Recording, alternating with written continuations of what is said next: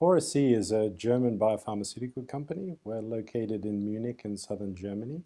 We have 45 employees.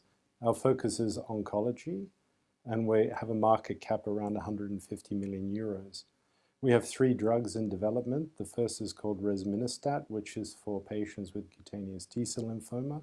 The second is 4SC202, which is a drug which would be used in combination with checkpoint inhibitors in the treatment of immune-driven cancers, and 4SC208, which is targets a unique kinase in the hedgehog pathway.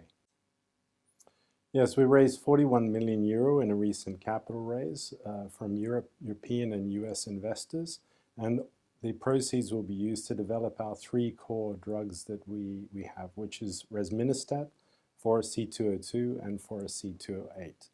Resminostat is our most developed drug, and that's in a pivotal study for patients with cutaneous T-cell lymphoma. That's a 150-patient study with top-line data in the first half of 2019. Our second drug, 4SC202, is focused in the immuno-oncology space. It will be used in combination with checkpoint inhibitors, and we're looking at immune-driven cancers like melanoma and microsatellite stable gastrointestinal cancers. And our goal there is to take it into a pivotal study in Merkel cell carcinoma. So our third drug is 4SC208. It targets a novel kinase in the hedgehog pathway called GLI1. This is an important pathway for tumorigenesis and metastasis in cancer development. And our use of proceeds in this indication will be to take 4SC208 into a proof of concept clinical study. So resminostat, our first drug, is in the clinic for cutaneous T-cell lymphoma. This is an orphan indication. We estimate the market to be around 150 million euros in Europe and the same in the United States.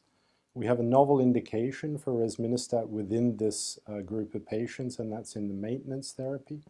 So patients receive chemotherapy as treatment standard in this particular indication, but the problem is they don't tolerate the chemotherapy particularly well and have to go off treatment, which results in the disease progressing.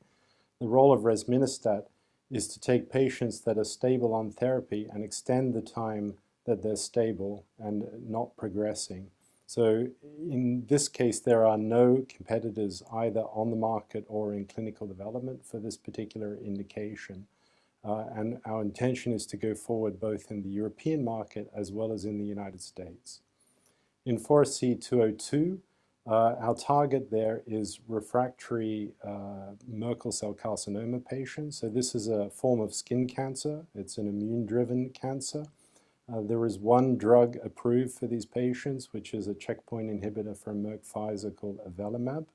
This drug was only approved very recently in Europe and in the United States, but around 60% of patients do not respond, and it's this 60% of patients that we believe the combination of 4SC202 and avelumab will be effective in treating.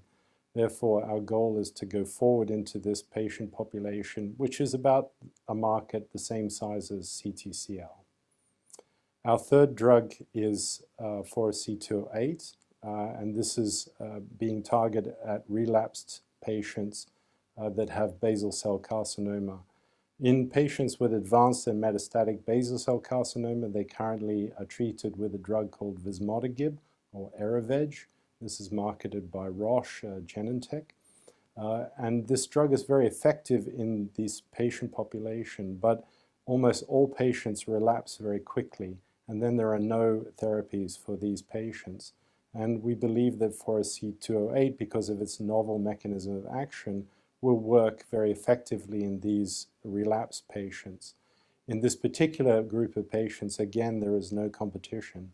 So running across the portfolio, we're targeting orphan indications where we can bring our drug to market ourselves and where competition is very limited.